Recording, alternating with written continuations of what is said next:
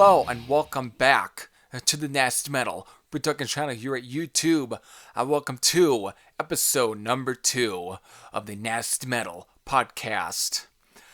So, for today's episode, well, let's just say some of the topic, at least one of the main topics for this episode is definitely going to be more serious, and that's, of course, you should know by now, probably due to the more uncertain events that are surrounding the world right now.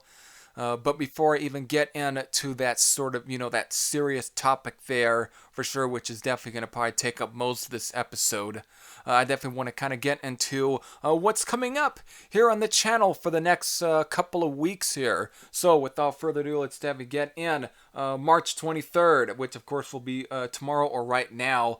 Even though I'm recording this on a Thursday, you're probably listening to this on a Sunday. So tomorrow, which will be Monday by now that you're hearing this, will be March 23rd, and it'll be on Monday. It will be, of course, another album of the week. It will definitely be focused on Reactory's High on Radiation, which, of course, Reactory are one of the more newer or more modern German thrash metal bands. And the reason I'm probably picking High on Radiation to be this week's album of the week is because of on March 27th, which would be this Friday, they'll be releasing their third full-length album titled Collapse to Come, which there'll be a review for that one. But on in the middle of that week, which will be March 25th, which will be a Wednesday, there'll be a review for Rock and Roll Rats from Slow Burn, which is their debut full-length album, which was released back in very late February. So there will be a review for that one. And then, of course, the following week on that Monday, which will be March 30th, will be an album of the week spotlight on Van Halen's Women and Children First, since, of course, it's hitting it. It will be hitting, or I think it will be for sure hitting its 40th anniversary. So that's why I'm choosing that album for that week's spotlight. So that'll definitely be something for you to look out for if you're definitely a fan of that album, for sure. And of course, April 1st, so the beginning of April, on that Wednesday, there'll be a review for Addicts Bestial, which of course is their newest album that I think dropped back in January. Of course, Addicts are, of course, are definitely one of the more cult French metal bands back in the 1980s. So there'll be a review for their newest album. Then, of course, April 3rd, which will be that Friday, will be a review for the newest album from Testament, Titans of Creation, which definitely I'm looking forward to checking out. That's for sure. I'm looking forward to reviewing it. I know all of you are probably looking forward to that album. That's definitely right now, as far as big albums, I think that one is definitely on everybody's radar. That's for sure. So that's for at least these next couple of weeks. So that's definitely what you're going to be looking what is coming to this channel for sure. And I hopefully you're all looking out for that. And I hope you all interested in some of those videos and so on. So with that, that definitely is it for at least any sort of the updates for this channel. So, since we got at least the good stuff out of the way, the more calmer, more interesting things out of the way, let's definitely get into the more serious topic for this channel. That's for sure. And that's, of course, or at least for this episode, even I might have said channel, well, we all know what's going on in the world, and that's, of course, just the whole COVID-19. I don't need to go into too in-depth of what's going on. Everyone know, is probably hearing about the news, but the thing is, it's definitely has for sure affected everywhere around the world. And of course, since this channel is mostly focused on a lot of the heavy metal and rock stuff, it's for sure affected that that category for sure. Definitely affected that for sure, since of course there has been tours that have been canceled, festivals all around the world have been canceled, and I think everyone knows or should be given the idea of what festivals for sure got impacted by this whole pandemic, which is definitely very uncertain. And bands, of course, are canceling tours. I guess one of them, I'm friends with Jim Harris, of course, is in the band Silent Storm. He, of course, had to cancel a couple of shows, and that's definitely uncertain. I think even bands like DRI have been canceling tours, I believe, as well. Every band around here, around the world, has definitely been canceling tours. It's definitely it's turned out to be a very uncertain, to be a difficult time for a lot of the musical groups and everything. It's definitely, in many ways, who knows whether or not if this is actually going to hurt businesses. I know a lot of businesses are definitely panicking in a way because of they really don't know whether or not if any of these people, if we're all going to actually recover from all of this. But I know that this seems going to be very, very quick to me to even go into the next thing that for sure this whole pandemic has affected, and that means I'm moving out of the music area. It seems very, very short because of it seems like I should have a little more to add to a lot of the musical side of things here for this serious topic here for most of this episode here, for episode number 2, which is very uncertain that my second podcast episode is going to be focused on this. But I definitely have to kind of change the direction now towards wrestling, which of course is definitely another thing it for sure has definitely affected. And of course that means I'm now going to go into topics for companies such as WWE, for example. And of course, now surrounding about WrestleMania, which of course has been very much affected. I don't know how the hell I'm going to tackle this one. I mean, originally this was supposed to take place in Tampa. God, I forgot where it was. Was it Full Sail? I can't fucking remember where it was. It was supposed to take. I think it was one of those definitely one of those big football arenas. It was supposed to take place there, but with all this pandemic and everything that just and the threats of basic locking down a lot of these states and cities to keep people from coming in and from ever to come in and actually watch a lot of these events. It's been closed to a lot of the public.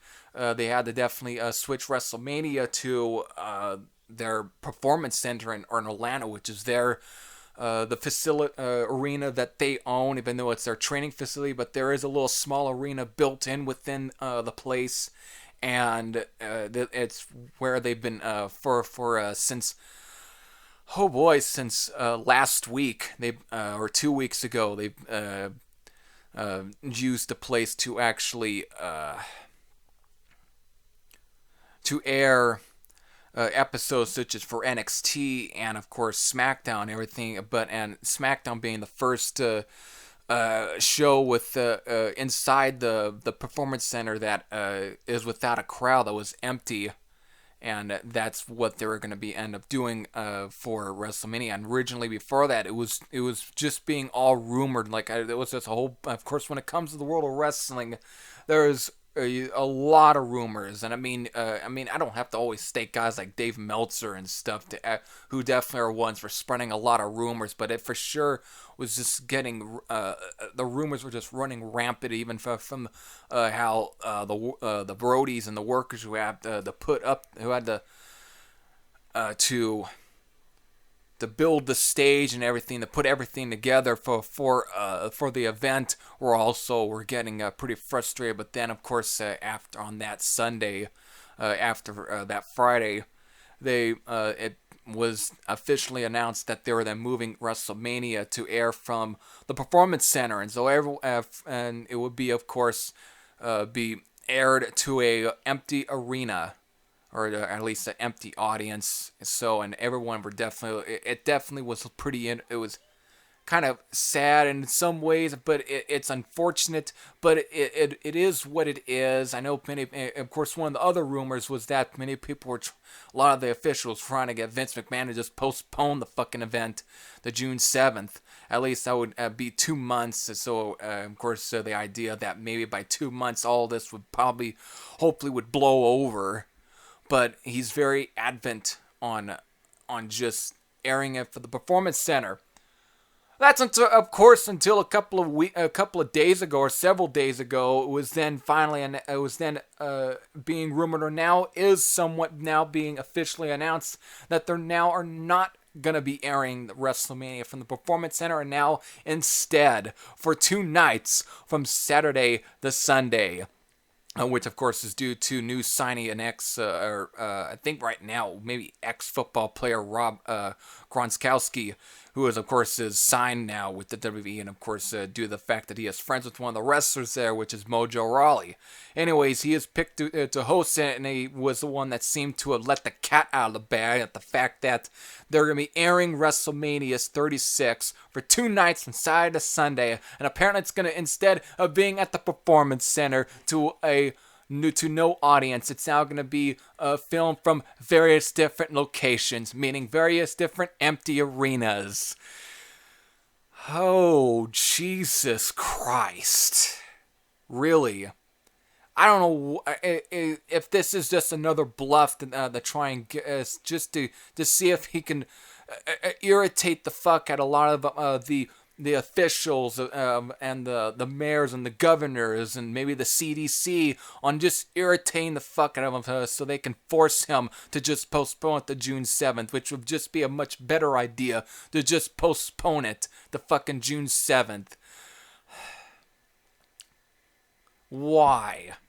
I would have, at this point, even though I wasn't very thrilled for WrestleMania 36 to take place at a Performance Center, let alone being aired with no audience being present, because if anybody hasn't watched the fucking SmackDown episode, and same goes for the Raw episode that was aired to no audience, both taking place from the Performance Center. That means, for me, excluding mostly NXT and the NXT episode that was filmed at the Performance Center a week ago, which had an audience. But that was probably before many knew how serious this whole pandemic was going to turn out to be. But that means also, again, it's excluding the more recent episode, which wasn't even an NXT episode. It was basically because it had no wrestling. It was just not a wrestling-based episode. It was really more so focused on building the sort of building up the feud between Johnny Gargano and Tommaso Ciampa, and they were definitely going with the sort of a very in-depth interview and package that kind of spanned from the beginnings of for the two guys on where everything, and they kind of build up the story on where we're at today, which is supposed to it's supposed to be a build-up to, of course, that show's big pay-per-view, which is Takeover Takeover Tampa. However, because of the certain events, that show, though not going to be taking place from the Performance Center, that show is definitely been canceled, and mostly postponed, along with even the Hall of Fame ceremony, which is also being postponed to probably until SummerSlam. That's what the rumor is going around right now for that. But still, they're supposed to build up to the feud that is supposed to this time maybe hopefully culminates up to Tampa. This 3-year feud that for me was definitely one of the best feuds going on for at least even for WWE in general. Some of the best feuds going on for the last 2 years. I was enjoying the hell out of these guys' matches. It was a great slew of matches, and they had a great story and great atmosphere, and you definitely can feel the emotions and the tensity within the two. It definitely brought me back to the old school days in some ways. They definitely really was a great feud, but unfortunately, since they decided to I guess you could say restart the feud in some way, even though in many ways the way to do the package really seems like it was just... This was all planned, all pre-planned, like they knew when to kind of stop it for a little while and to give it a break, and now they're kind of, in a way, maybe bringing it back to probably this time for sure, maybe finishing up for once and for all and really kind of settle the score between these two. But because of the whole uncertain events, this is probably going to be on the back burner maybe for a little while, or they're probably going to really expand it a little more until they give an official date when the next takeover will for sure take place, due to, of course, again, the whole uncertain events. However, again, this past episode was just focused on them mostly for that first hour for so, and it was definitely a great watch. And that definitely was good, but to go back to of course, to now kind of to somewhat go back to the whole the actual sort of rest as far as SmackDown and Raw goes. If you haven't watched those two, which was all took place in the empty arena, they no. I'll be quite honest, I will not take a fucking WrestleMania without no audience. It had no life to it. Without an audience, without any of that, that crowd roaring, which definitely kind of adds in to the matches. It's like, for sure, when you listen to when you listen to a live album, what's the main reason why you listen to a live album from a band? It's because of that crowd. At least without a live concert, in a way, for a band to really be able to actually really add in that extra performance, really kind of it's because of the crowd, because they feed off of it. It's what kind of makes them a little bit more confident, and they're able to just feed off of it. Without that, there's just nothing left there. It feels like it's just missing something, and it just sounds so quiet, and it's so tame. It's, in some ways, it makes it seem pretty damn boring, even though technically most of the SmackDown episodes and Raw episodes are kind of a bore to begin with in some aspect, but without that crowd there, which is able to at least lift up some of that, at least that whatever averageness that is being present in those two shows. Without that audience, it just literally makes it more apparent and how so contrived it is, and it's very sad in some ways. Unless they're able to go the route what fucking AEW did this recent Dynamite episode, which had to take place in front of no audience, but the way they went and did it, and the experiment that they tried with it I felt like at least was definitely a plus, and it was a surprise. I mean, the experiment that they went, since they couldn't get an audience, they decided to at least use some of the wrestlers that they didn't book for the show and put them on one side of both sides of the ring, or at least within the barricades. They kind of almost be like a little audience, almost, to have them make some noise for at least the show. And of course, most of the Dynamite episode was very much what was somewhat expecting both SmackDown and Raw to be, which was be mostly wrestling based, have booked matches that would take place, that possibly would take place from inside that empty arena in the Performance Center. However, wasn't completely the case. Instead, it was only one or two matches, and most of it was just replays of the match that was from the most recent pay-per-views. For SmackDown, it was the fucking Elimination Chamber tag team match that it took place at the Elimination Chamber fucking pay-per-view. And of course, for Raw, it was the damn Royal Rumble match. With which, of course, I mean, those are probably for at least both those two shows, seems to also be one of the sole focus in some ways, in terms of as far as the stories and going on as are concerned. But goddamn, it was just most of Raw episode was took whatever idea fucking SmackDown did and just went and even took it way more further, and just where most of Raw was just the fucking Royal Rumble match replay.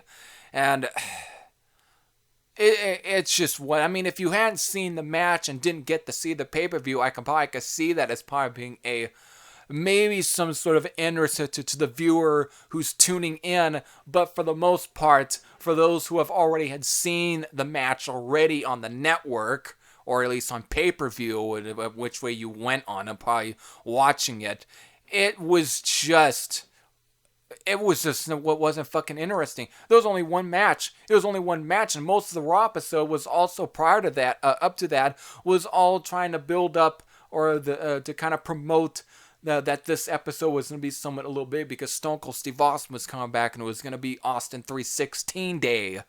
But because of taking place to no audience, it definitely, they were still going through it.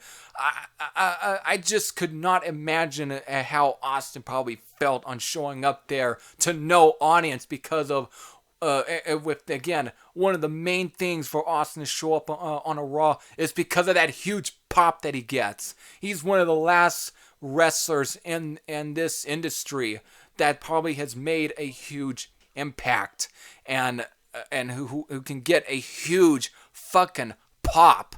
And just him showing up there to no audience and without that huge ass pop that he gets was probably bizarre and completely really fucking boring in some aspects. It just wasn't all that. I mean, sure, he at least lit up most of those last couple of minutes for Raw, but for sure, I mean, of course, the personality. The guy is able to squeeze out a bit of personality that some guys these days aren't able to actually are not able to squeeze out. I mean, not to knock down most of the other. I mean, there's some great wrestlers I feel these days that have some pretty good personality and definitely show a bit of character. I mean, guys like, for example, one of my favorite heels going on today is Maxwell Jacob Friedman over on AEW. And of course, maybe even John Moxley, for an example, who I remembered also as being Dean Ambrose back in WWE. But some of those are guys, just for an example, are just guys who are able to really just ooze a bit of personality, are able to definitely get a crowd going, along with even some guys on the main roster, like either Tommaso Ciampa or even these days like Drew McIntyre and maybe AJ Styles. And of course, Bray Wyatt. Some of those guys are definitely able to get a crowd going and get the crowd to pop for sure for them.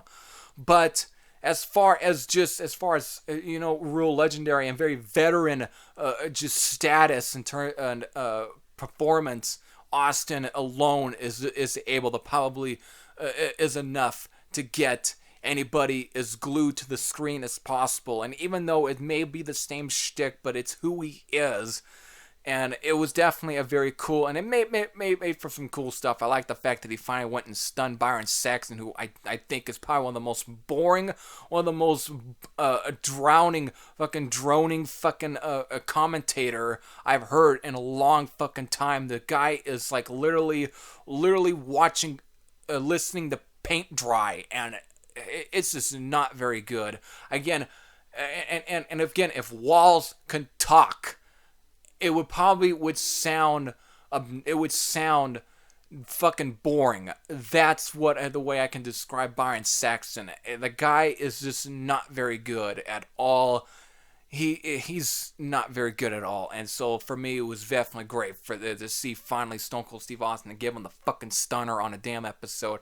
But without that, and after I watched on YouTube a little, was it like a WWE.com interview exclusive, he definitely pointed out how very kind of interesting and very different it is for him to show up to a place with no crowd in attendance. And it was definitely something, of course, again, giving out a little that people should just definitely hang in there. Sooner or later, this will all blow over, which is definitely a very good little speech from him. Definitely good. But still, and normally one of the main things for Austin is because of that crowd reaction, is he's able to lit up a place with a snap like that.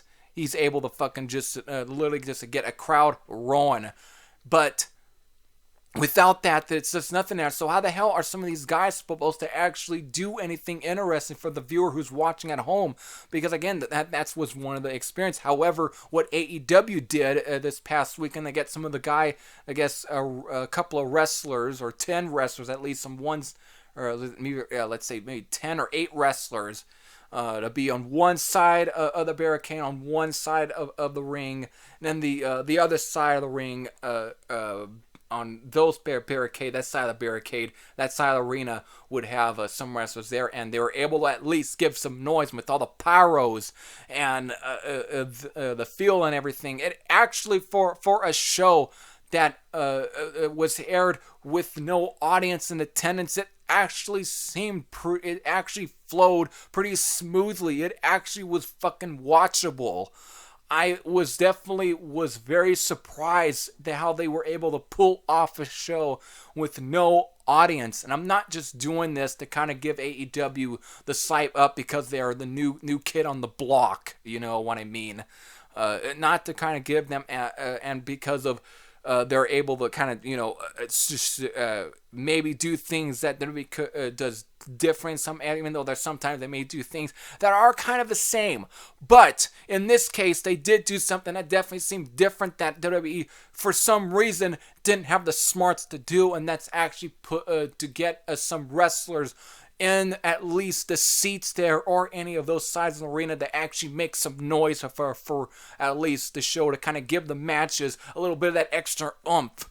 And it definitely seemed that for me, it really kind of gave AEW the upper hand there. And I really think after this, I feel like if they have to do WrestleMania with no audience, they should just go the fucking route what AEW did and actually get a couple of wrestlers on any of those seats and make some fucking noise for a lot of these matches and make it feel more alive in some aspect. And again, with the pyros and the lighting and some of the just to make it feel like it's at least lit for a way. Just to try what they fucking did. I mean, I know there's always gonna be those fucking smarks out there say, well, they're just doing everything the same, then that means they're ripping them off. Good lord. Then you obviously don't know how fucking wrestling works to begin with. It works with the fucking live crowd. How the hell are those matches supposed to actually feel comfortable? How are those matches supposed to flow very well if they're not feeding off a crowd, if there's not enough noise there? It just makes it seem so quiet and mundane.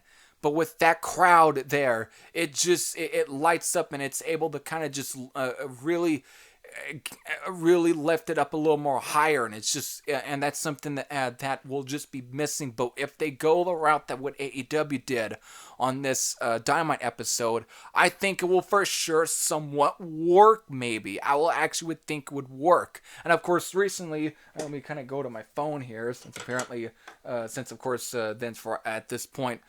If you don't know, there is something that right now there is a Wednesday Night War, which of course is since AEW is on Wednesday, and of course they're competing with NXT. Since of course since I've just already talked about NXT's recent episode, and since of course everyone likes to rank up the ratings as far as that, surprisingly in this aspect, it's really really surprising how AEW, for their episode, which again was aired with no audience, and compared to NXT's episode, which was just nothing but a more of interview packages and so on, no wrestling to begin with. I mean, not to say that they had a bad episode. I actually somewhat enjoyed it. Like this, I really thought it was very cool to see the sort of how they were able to kind of in one package to get the viewer up to speed on the story arc and everything, on how everything progressed and how everything started and everything, and where we're at this point, where this feud is at this point. I like what they did with that. However, since it wasn't all in what AEW did with the full booked show that was booked in front of no audience, here the ratings are surprisingly, there is a drastic number there. AEW's episode actually drew in about 932,000 viewers on TNT, whereas WWE's NXT show on USA drew in about 542,000, which was pretty damn low compared to that. I mean, the last week's Dynamite only drew in about 766,000 views, whereas NXT drew in a number of 697,000 viewers. But this week's, to a show that was aired with no audience attendance and with their experiment of getting some of the wrestlers that weren't booked for that show to be on both sides of the arena, or at least of the ring, to be as a little that kind of give the feel of a little crowd there when they're trying to have them make some noise and stuff, drew in better numbers, even higher numbers, compared to WWE's NXT almost interview video packaged episode. So that is impressive, and if so, it really shows at least that that something like that with no audience, it shows that it can work. And the way they did it was actually, in a way, because of those numbers, it for sure proves that. So in a way, to the person, to those fucking smarks that says that if I think that WWE should go the same route that AEW did, for at least for their WrestleMania show, for that fucking smark that wants to say that that's probably ripping them off. No, that's what they probably should do. It's a better move. It's much more smarter. It's at least able to give the show at least a bit of a lively feel and doesn't feel completely contrived. Still, sure, for without a shadow of a doubt, it won't hold a candle to an actual live audience. To about 700 or fucking 1,000 or million fucking fans in attendance. It's never going to hold a candle to that. But what AEW did, or tried, at least did, within these circumstances, and to come up with something to kind of to work in some ways, they did. I thought they did a very stand-up job. So I think that's what I think that we should go that route for sure. Get a couple of the wrestlers that are not booked for WrestleMania. Get some of the NXT guys maybe get some more developmental guys who are probably training at the fucking performance place. Get around some of these guys, put them on fucking audience chairs and so any of the seats there, and where they're going to be airing these these matches from. Even though I think I think that's a stupid idea to air WrestleMania from various different locations for 2 nights. I think that's a stupid idea. I would prefer them doing it from the performance center and throwing up again. Those seats should be filled with at least some of their talent, at least to give and try and have them make some noise and create a bit of a lively atmosphere. To have some of these matches to work in a way and have it the show to work. Still, it won't be a live audience. We'll never hold a candle there, which I said a minute ago. But it at least will somewhat add. It would at least just raise the levels a bit in terms of quality and in terms of at least that sweet spot of livelihood for the show for me to work. But that's the thing. I know I might have just uttered what Jim Cornette said on his fucking Experience show, or what was it, Drive Through. But at the same time, he ain't wrong. He ain't wrong. And I know within these circumstances, since of course you're only given about. They're only limited as far as attendance. They can't. A show cannot have at least over 50 people at least, because due to the circumstance. There's definitely a bit of rule or law on this point, I guess. But still, what at least AEW did to try, to somewhat move around those rules, to somewhat kind of a little bit go, try and find a way that would fit in within the confine of those rules. They were able to make something work, and I liked it, and I think that we should go that same route. But I know I'm mostly focused on both WWE and AEW for most of this in terms of the wrestling topic of this episode, since of course I'm a big fucking wrestling fan.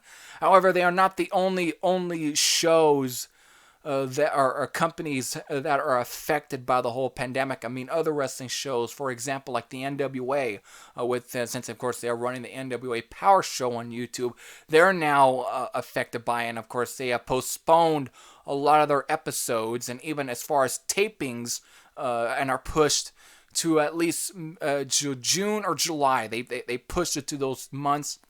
I know MLW is definitely for sure affected. I know for sure Impact is also affected by it. I mean, they were supposed to are supposed to be building up to their next pay-per-view Lockdown, which is supposed to kind of take place. Was it this month or I think the month of April, I think. But now because of the whole pandemic, that's been postponed. And who knows? They're probably are starting to come up with a date to reschedule it for. And then of course, Ring of Honor. I can't imagine is also probably going through are definitely a little bit panicking in some ways. I know they're probably for sure affected by. I mean, every one of these shows and so on are affected by this whole pandemic, and it's definitely has halted a lot of things. And as far as when it comes to me to go back to WWE, as far as for them to probably, if they do continue to do any more Raw episodes, and who knows, at this point, be quite honest, who knows, they may not even get a chance to even record another Raw episode. Be quite honest, in my opinion, I think they should somewhat postpone scheduling Raw episodes and SmackDown episodes until all of it is blown over. I mean, they're probably going to still find a way to do WrestleMania, but after that, the Raw episodes and SmackDown episodes should all be postponed. Instead, if they have to do something to fulfill the television scheduling for their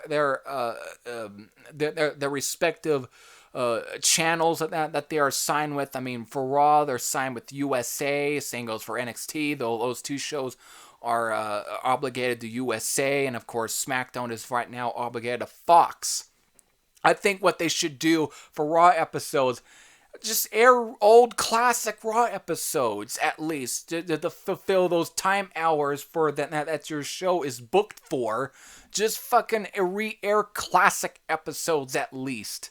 Do something like that.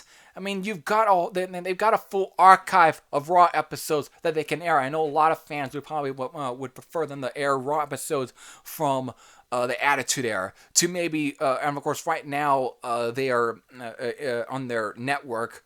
They're doing their Ruthless Aggression series, which is basically spotlighted on, in a way, an era that I feel is some ways a little bit underrated in some aspects. I mean, that was the era that I actually kind of watched, which was like 2002 to 2003, or to me, or 2007, which of course I didn't even watch a whole lot of it during 2007. That was kind of the blackout period for me. I mean, I have no whole lot of recollection what the fuck happened, other than I know about the big story that ended up literally hovered a dark cloud over the company during that time period of 2007. I don't have to really name what incident that literally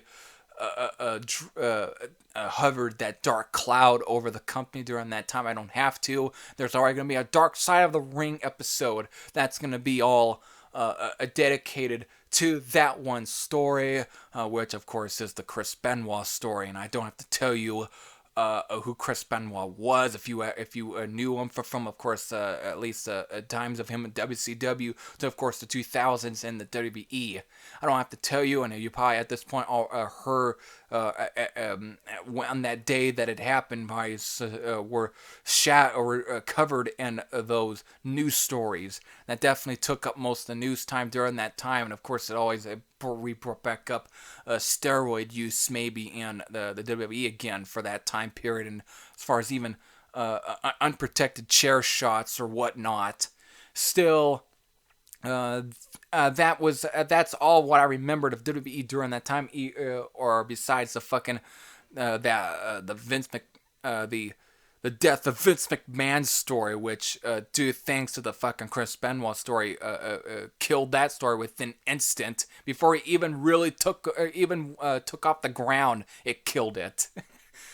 But still, that's all I remember. And so since they're doing the Ruthless Aggression series package on the network, they could air some Raw episodes from that period of time. Again, from 2002 to 2005 and 6, they can definitely air episodes from that. Though they're probably going to choose some certain episodes maybe to not air.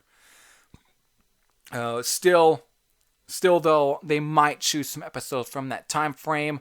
Again, Attitude Era episodes that they can for sure re-air. Even some episodes from eras that we don't care for. Again, they can end up re-airing the episode where CM Punk did his first pipe bomb, broke the first pipe bomb. They can re-air that episode. So there's at least ideas to fulfill those times within the 2 months of April to May. Same goes on SmackDown side, though, on Fox side. Though I think it's probably going to be more difficult for them to convince Fox to probably re-air classic SmackDown episodes because it's probably going to be a lot more stronghold on their side because of they seem to be the one channel that they are a bit more of committed to, and they might demand and more demanding on terms of. So who knows? It might be more difficult to probably run that idea around to them to probably to air some fucking classic SmackDown episodes. Still, as far as NXT, again, same idea. Re-air some episodes that probably never aired on USA, since most of the time many people remember NXT mostly being on the network. It was a network exclusive before September of 2019. Still, they've got plenty of options. They got plenty of ideas that they can do it, that they run around, and plenty of experiments to try to fulfill those time slots that are supposed to be fulfilled, that are supposed to be booked for WWE's main wrestling shows. Still, as far as Dynamite, as far as AEW, what they presented this past Wednesday is probably something they're probably going to continue with for these next 2 months, and would not be disappointed if this is still one of the ideas that they're going to go with what they presented. It definitely seems like they are already covered. As far as other shows, who knows what's going to go on with MLW? Who knows what they're going to figure out? Who knows if they will try and do, I wouldn't say copy, but do what maybe AEW was doing, where get a couple guys. I don't know if they're able to do that. I don't think so. They're probably going to be postponing episodes too. Same goes for Impact. They're probably going to be right now. They might have still a few other taped episodes still probably within the scheduling that's probably supposed to be scheduled. So who knows if they may be all right in this case still. As far as the NWA, again, I've already stated, they're postponing their Power episodes until June, or at least as far as I remember, June or July. They postponed it for. Ring of Honor, who knows what's going to go on with them? Who knows what's happening to them? So with that, that's probably going to end a lot of the wrestling topic of this. And I think that's about it. I can't think of anything. There's a lot of stuff that's going on within there. I mean, I wish it brought a lot more, but since, of course, I want to do, as far as my episode scheduling for a lot of this from my Nasty Metal podcast, I definitely I want to at least turn these out every month so. And so since, of course, it was kind of getting the deadline to do a podcast episode, and the trying at least to fill in at least a time for at least a podcast episode into one of these time slots. I'm doing a lot of reviews now. I'm doing a bit more stuff. I'm definitely a lot more dedicated to this channel than I was last year in some ways, even though I definitely was getting back. Last year was the year I definitely was starting to get back and to be more dedicated to this channel. But yes, this year I'm for sure making it my goal. But so since, of course, this is all I could bring to this episode, it definitely might have been interesting. I know most of it was probably also focused on wrestling. I know this is maybe the most wrestling-based podcast you're probably going to hear from me. But that's about it. I don't have a whole lot to do. Again, beginning of this episode, there was, of course, I went into to upcoming episodes and what's to come for this channel in terms of content. I kept you up to date with that, and you're still gonna get that throughout these next couple of weeks.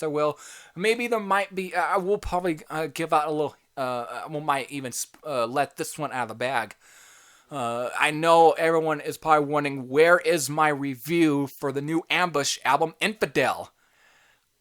Well, on the day that it was released, which was March 13th, I had the album ordered, but I had to order it from a German seller on Amazon because, of course, now I should probably kind of elaborate a little bit on this. If you don't know already, Amazon have kind of let everyone know that they're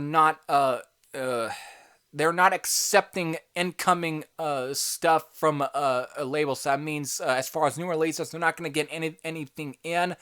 They're still going to ship stuff out. They will still ship stuff out, but they won't be getting fulfillment packages and stuff from those labels. So that's probably one of the reasons why Amazon wasn't able to get a copy, or at least several copies, of Ambush's Infidel. But the one great thing about Amazon, for sure, is that just like with eBay, they've got secondary stores to sign up. So there's still plenty of places you can buy it from, even if it has to be out of the country. That's probably going to be the only way you're probably going to be able to to buy these. And I know right now, at the time that we are in, everyone is also worried about as far as receiving mail. I mean, mail is still coming in within. There's still the mail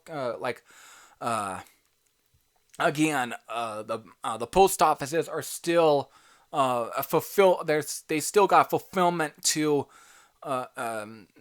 mail out packages to everyone. They're still fulfilled to even to bring packages to people's mailboxes. They still have to do that. There's no doubt that they got to do that.